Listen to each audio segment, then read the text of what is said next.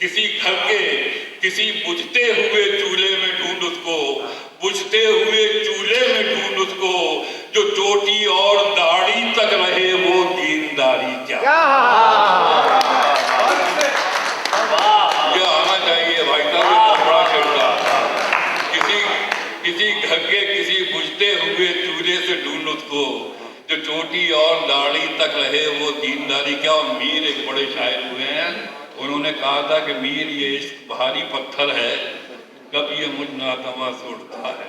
मैंने गुस्ताखी की है कि हमारा मीर जी से मुत्तफिक होना है नामुमकिन।